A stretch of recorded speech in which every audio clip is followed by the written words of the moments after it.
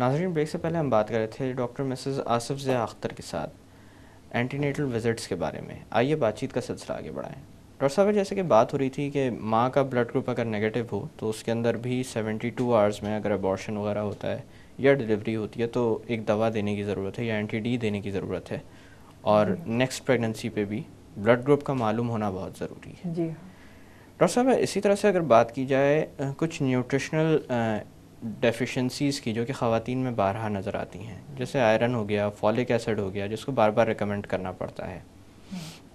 ایسی ڈیفیشنسیز یا اس طرح کی کمیاں اولاد کے اوپر کیا اثر ڈال سکتی ہیں؟ اور کیونکہ اس وقت اس چیز کا تزکیہ کرنا یا آئرن وغیرہ دینا کافی مشکل ہو جاتا ہے خواتین کو. بہت ساری خواتین اس کو ٹالریٹ بھی نہیں کر پاتی. تو اس کے لیے کیا کیا جا سکتا ہے یا پہلے سے کیا کرنا چاہیے؟ جی ہاں، آپ نے دو چیزوں کا ذکر کیا، ایک تو فولک ایسڈ اور ایک آئرن کا. فولک ایسڈ کے لیے تو ہماری یہ پالیسی ہے کہ جو بھی خواتین پریگننسی پلاننگ کر رہی ہیں، ہم کہتے ہیں they should start folic acid 3 months prior to pregnancy. جی، کیونکہ کچھ ایسے میل فارمیشنز ڈسکور ہوئی ہیں جو فولک ایسڈ ڈیفیشنسی کی وجہ سے ہوتی ہیں. For example neural tube defects جو ہیں، جتنے بھی نیورل ٹیوب ڈیفیکٹس ہوتے ہیں وہ فولک ایسڈ ڈیفیشنسی سے ہوتے ہیں. تو اس لیے فولک ایسڈ جو ہے should be taken all throughout the pregnancy and even before pregnancy جو ہے اسٹارٹ ہونے سے پہلے ہی فولک ایسڈ لینا شروع کیا جائے تو بہت بہتر ہے. اب دوسری بات یہ جو ہم جنرلی اپنی پاپولیشن میں دیکھتے ہیں کہ ہماری یہاں انیمیا بہت کامن ہے، اور انیمیا کی جو زیادہ تر وجہ ہے انیمیا کامن ہونے کی وہ نیوٹریشنل انیمیا ہے. اچھا، میرا یہ تجربہ ہے کہ نیوٹریشنل انیمیا صرف انڈر پریویلیجڈ لوگوں میں ہی زیادہ نہیں ہے، بلکہ اچھے ویل آف خواتین جو آتی ہیں ان میں بھی نیوٹریشنل انیمیا کامن ہے. تو اس کا مطلب یہ ہوا کہ ہماری خواتین جو ہے ان کا سلیکشن آف ڈائٹ شاید صحیح نہیں ہے. جی، اور ان کو یہ اندازہ نہیں ہوتا کہ انہوں نے کیا چیزیں کھانی ہیں جس سے کہ ان کا ہیموگلوبن جو ہے وہ صحیح رہے. اب ڈیورنگ پریگننسی اگر ایک پیشنٹ پریگننسی ہوتی ہے ود انیمیا تو یہ بھی ایک مسئلہ ہے، کیونکہ بہتر یہ ہوتا، جنرلی میں یہ کہتی ہوں جتنی بھی پرابلمس ہیں وہ پریگننسی سے پہلے فزیشین کو ان کا ٹریٹمنٹ کرنا چاہیے. لیکن کچھ خواتین ایسی بھی آ جاتی ہیں جو ان پرابلم کے ساتھ آتی ہیں. بہرحال اب انیمیا اگر مائلڈ فارم کا انیمیا ہے تو پھر وہ تو ہم اس کے لیے تو ہم اورل آئرن پرسکرائب کرتے ہیں. جی، اور پھر دیکھتے ہیں کہ whether patient responding to the oral iron اور ناٹ. اگر اورل آئرن سے رسپانس ہمیں نہیں ملتی، ارلی پریگننسی میں تو ہمارے پاس ٹائم ہوتا ہے کہ ہم اورل آئرن دے دیں اور ان اورل آئرن دے کے یہ ہم دیکھ لیں کہ پیشنٹ کو رسپانس مل رہی ہے ہمیں یا نہیں with the elevation of the hemoglobin. اگر نہیں ملتی اچھی رسپانس اور پیشنٹ جو ہے وہ ریلائبلی لے بھی نہیں رہا، آئرن کھا بھی نہیں رہا، کبھی کھا رہی ہے کبھی نہیں کھا رہی، تو ان دیٹ کیس پھر ہم کو انجیکٹیبل پہ ڈپینڈ کرنا پڑتا ہے. لیکن بہتر یہ ہے کہ اورل آئرن شروع سے ہی دیا جائے. اور اس سے بہتر یہ ہے کہ پہلے سے ہی ڈائٹ ایسی رکھی جائے جس میں آئرن موجود ہو اور یہ کمی واقع نہ ہو. اور یہ چیزیں بھی پتہ ہونا چاہیے، جیسے دودھ کے ساتھ آئرن نہیں کھانا چاہیے. آئرن کسی کھٹی چیز کے ساتھ کھایا جائے تو جلدی ایبزارب ہو جائے گا. فل اسٹمک کے اوپر آئرن نہیں کھانا چاہیے. تو یہ بھی چھوٹی چھوٹی سی چیزیں ہیں جس سے کہ جو آئرن کے ایبزارپشن میں ہیلپ کرتی ہے. لیکن ہمارے سیٹ اپ میں ملیریا بہت کامن ہے، ہمارے سیٹ اپ پہ ڈسینٹری بہت ہے.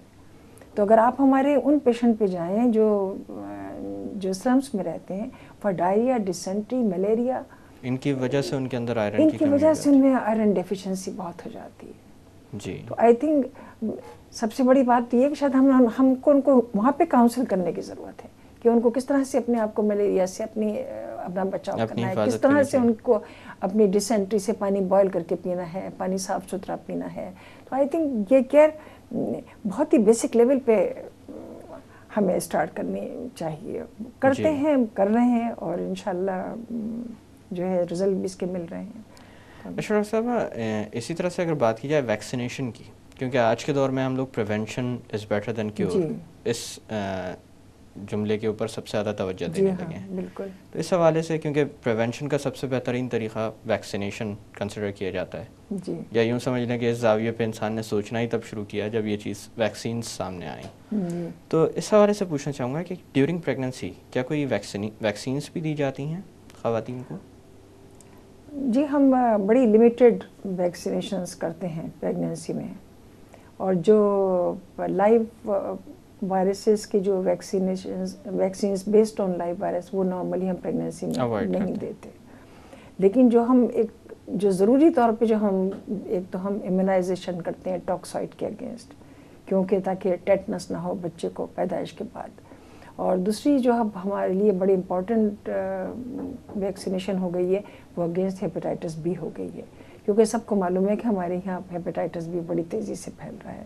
اور میں اکثر یہ سمجھتی ہوں کہ at times patient hepatitis B hospital میں ہی کانٹیکٹ کرتی ہے ایٹ ٹائمز جب ڈلیوری کے وقت وہ آتی ہے. جی. تو بہتر یہ ہے کہ اگر ڈلیوری کے دوران ہی ٹائم چوز کر لیا جائے آفٹر 5 months آف پریگننسی, جبکہ ہمیں ہیپیٹائٹس بی کی ویکسینیشن شروع کر دینا چاہیے. اور مجھے اس بات سے بڑی انکریجمنٹ ہوتی ہے جب میں پیشنٹ کو آفر کرتی ہوں, وہ بہت ہی ولنگلی ایکسیپٹ کرتی ہیں کہ ٹھیک ہے, and they start with the program hepatitis B کا. ڈاکٹر صاحب اسی طرح سے کبھی کبھی دوران حمل ڈائبٹیز کا معاملہ بھی سامنے آ جاتا ہے, یا پھر بلڈ پریشر کا مرض بھی سامنے آ جاتا ہے اچانک سے, اور حیرت انگیز بات یہ ہوتی ہے کہ آفٹر ڈلیوری یہ چیز آہستہ آہستہ بہتر ہو جاتی ہے. جی. تو اس حوالے سے پوچھنا چاہوں گا کہ یہ معاملہ اگر ڈیورنگ پریگننسی سامنے آ جائے تو کتنا خطرناک ہے, اور کتنی زیادہ ضرورت ہے کہ اپنے معالج کے مشورے پر عمل کرتے ہوئے اس چیز کو کنٹرول کیا جائے. جی آپ نے 2 چیزوں کا ذکر کیا, ایک ڈائبٹیز, دوسرا ہائپر ٹینشن. جی. آئی تھنک پہلے ذرا سا ڈائبٹیز کے ساتھ کے لیے 1-2 لفظ کہہ دوں کہ ڈائبٹیز جو ہے وہ 2 قسم کی ڈائبٹیز پریگننسی میں ہوتی ہے. ایک تو وہ ڈائبٹیز ہوتی ہے جو شروع ہی پریگننسی میں ہوتی ہے, جی. اور normally it starts after 20th week of the pregnancy.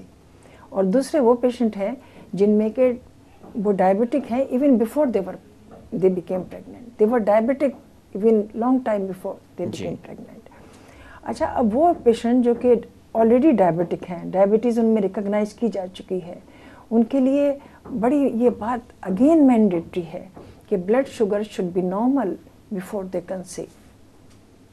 G. The glycosylated hemoglobin should not be more than 6.5 before they become pregnant. HbA1c جو ہم کرواتے ہیں, HbA1c should not be more than 6.5. یہ کٹ آف ویلیو ہے. جی. If it is 8, then they should postpone the pregnancy till it comes back to 6.5. The reason being کہ جب diabetes blood sugar levels high ہوتے ہیں pregnancy کے اندر, early pregnancy میں, that leads to the congenital malformation. یعنی بچے میں ڈیفیکٹس آ بچے میں ڈیفیکٹ آنے شروع ہو جاتے ہیں, کیونکہ جو کہ گلائکوسیلیٹڈ ہیموگلوبن ہے اس کا ڈسوسیشن کب آف دا آکسیجن تھوڑا سا پور ہوتا ہے. جی. اس لیے بچے میں کنجینٹل میلفارمیشنس ہو جاتی ہیں. To avoid the congenital malformation it is very important کہ blood sugar level should be normal at the time of the pregnancy, at the time of conception and in the first trimester of pregnancy. جی. تو patient کو جو ہیں پوری ان کو ایک protocol دینا چاہیے کہ انہوں نے کس طرح سے اپنی شوگر کو کنٹرول کرنا ہے, اور جب شوگر کنٹرول ہو جائے اس کے بعد ان کو پریگنینسی اسٹارٹ کرنی چاہیے, پلان کرنی چاہیے. اس کے بعد ان کو پریگنینسی پلان کرنی چاہیے. اب وہ پیشنٹ ہیں جو کہ پہلے ڈائبٹک نہیں تھے اور انہوں نے ڈیولپ کی ہے, اور انہوں نے ڈیولپ کی ڈائبٹیز ڈیورنگ پریگنینسی. تو یہ جیسے کہ میں نے آپ سے کہا, یہ ڈائبٹیز کو اس کو ہم عام طور پہ جسٹیشنل ڈائبٹیز کہتے ہیں, and that normally occurs after that manifest after 20th week of the pregnancy, because اس وقت پلیسنٹا کچھ ہارمونس پروڈیوس کرتا ہے جس کا اینٹی انسولین افیکٹ ہوتا ہے, اور اینٹی انسولین افیکٹ ہونے کی وجہ سے اگر اس پیشنٹ میں ٹینڈنسی ہے جینیٹیکلی ہیریڈیٹری ٹینڈنسی ہے ٹو بیکم اے جسٹیشنل ڈائبٹیز, تو ان پیشنٹ کو پھر یہ ڈائبٹیز ڈیولپ ہونی شروع ہو جاتی. اب یہ کون سارے پیشنٹ ہے, that also we should know, جن میں فیملی ہسٹری آف ڈائبٹیز ہے, جو کہ جن کی بہن کو ڈائبٹیز ہے, یا جو اوبیز ہیں, اوور ویٹ ہیں, جن میں کبھی ہسٹری ہو چکی ہے کہ ان کو ریپیٹیڈ ابارشنس ہوئے ہیں, یا اسٹل برتھ ہوئے ہیں, یا بگ بیبی ہوئے ہیں. جی اچھا نارملی پیشنٹ بڑے فخر سے بتائیں گی کہ ڈاکٹر صاحب میرا پچھلا بچہ جو تھا وہ 10 پاؤنڈ کا ہوا تھا. وہ تو بہت خوشی خوشی یہ بات بتاتی ہے, لیکن میں یہ سن کے پریشان ہو جاتی ہوں کہ دس is giving me some message. اس کا مطلب یہ ہے کہ she is prone to development of the gestation diabetes. تو پھر ہم ان پیشنٹ کی پھر ہم اسکریننگ کرتے ہیں.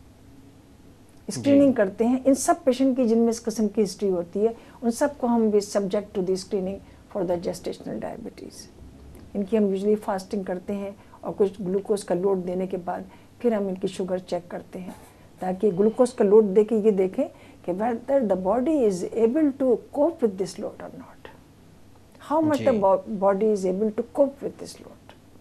جی اگر باڈی میں ٹینڈنسی ہو رہی ہے, پینکریا ذرا سا اپ اینڈ ڈاؤن ہو رہا ہے, تو وہ شوگر بڑھی ہوئی آئے گی اس چیلنج کے بعد, چیلنج ٹیسٹ کے بعد. اور دس وے وی پک up these potential GTMs.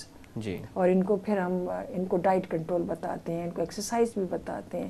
At times in کو میٹفارمین پہ بھی جانا پڑتا ہے, یعنی دوائیں بھی دی جاتی ہیں, ان کو دوائیں بھی دی جاتی ہیں. اور کچھ ایسے بھی یہ پیشنٹ ہوتے ہیں جن کو کہ ہم بہت ارلی یہ چیزیں شروع کر دیتے ہیں. اور اسی طرح سے بلڈ پریشر کا معاملہ عام طور پہ کب تک سامنے آتا ہے ڈیورنگ پریگنینسی؟ اچھا دیکھیے, بلڈ پریشر کا بھی بالکل وہی یہی پروٹوکول ہے کہ یا تو پریگنینسی سے پہلے وہ ہائپرٹینسو تھی یا پریگنینسی کے بعد وہ ہائپرٹینسو ہوئے. جو پریگنینسی سے پہلے ہائپرٹینسو تھی وہ کرونک ہائپرٹینشن کے جوریڈکشن میں آ گیا, اور اگر وہ پریگنینسی کے 5 months کے بعد ان کو ہائپرٹینشن شروع ہوا تو اس کا مطلب یہ ہے کہ یہ پریگنینسی انڈیوسڈ ہائپرٹینشن ہے. جی اور پریگنینسی انڈیوسڈ ہائپرٹینشن صرف پریگنینسی میں ہی ہوتا ہے. اب اس کی بہت ساری تھیوریز جو ہیں وہ وقتاً فوقتاً آتی رہی ہیں. بٹ اب آج کل جو تھیوری جو بہت امپورٹنٹ تھیوریز کی ہے کہ at the time of the fertilization and the development of the fetus, placenta کی جو بلڈ سپلائی ہے وہ کسی وجہ سے سفر کرتی ہے. جی اس کی بڑی ڈیٹیلنگ ہے لیکن وہ کچھ سفر کرتی ہے, اور وہاں پہ اسکیمیا ہونے کی وجہ سے یہ چینج شروع ہوتی ہے, اور پھر 5 months تک بلڈ پریشر ڈیولپ ہوتا ہے. اب اس کی ریٹلی اس کی تھیوری جو ہے وہ کافی امپورٹنٹ تھیوری ہے. جی اب اگر ہائپرٹینشن ارلی پک اپ ہو جاتا ہے, ٹریٹ ہو جاتا ہے, تو پیشنٹ کنٹرول میں رہتی ہے. اگر یہی پیشنٹ جو ہے ان کا بلڈ پریشر کنٹرول نہیں ہوتا, بلڈ پریشر بڑھتا چلا جاتا ہے, اور بڑھتے چلے جانے کے ساتھ ساتھ ماں کو بھی پرابلم ہو سکتی ہے اور بچے کو بھی پرابلم ہو سکتی ہے. جی ہاں, اور جھٹکے بھی پڑ سکتے ہیں بلڈ ہائپرٹینشن میں, سیویئر ہائپرٹینشن کی وجہ سے, which is detrimental to the fetus and to the mother both, دونوں کے لیے. ڈاکٹر صاحب یہاں پہ تھوڑی دیر کے لیے باتوں کا سلسلہ روکتے ہیں. ناظرین, وقت ہو ایک چھوٹی سی کمرشل بریک کا. بریک سے واپس آ کر اینٹی نیٹل وزٹس کے بارے میں مزید بات کی جائے گی. Stay with us.